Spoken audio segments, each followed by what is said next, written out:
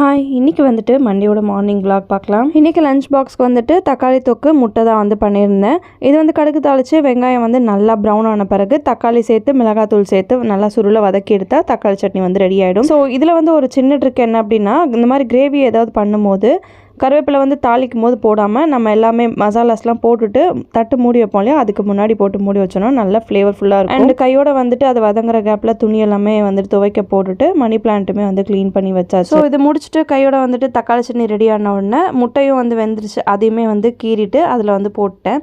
கீறிட்டு போடும்போது அந்த ஃப்ளேவர் எல்லாமே வந்துட்டு நம்மளுக்கு எக்லேயும் வந்து அப்சர்வ் ஆகியிருக்கும். என்னோட லஞ்ச் பாக்ஸ் வந்துட்டு ஃபுல்லாக பேக் பண்ணி எடுத்து வச்சுட்டு துணி போட்டிருந்தேன் இல்லையா, அதுவுமே வந்து ஓடி முடிஞ்சிருச்சு. ஸோ இன்றைக்கி வந்துட்டு வாஷிங் மிஷின் வந்து ட்ரம் க்ளீன் பண்ண போகிறேன். ஸோ அதுக்கு ஒன்றும் பெரிய விஷயம்லாம் கிடையாது. ட்ரம் க்ளீன் ஆப்ஷன் செட் பண்ணிவிட்டு ட்ரம் க்ளீனர் வந்து வாங்கி வச்சுருக்கேன். அண்ட் அதையுமே போட்டு அது கூடவே ஒரு லெமன் கட் பண்ணி போட்டுருவேன், நல்ல ஸ்மெல்க்காக. ஸோ நெக்ஸ்ட் வீடியோவில் பார்க்கலாம். இன்றைக்கி மார்னிங் ரொட்டீன் இப்படி தான் போச்சு. பாய்.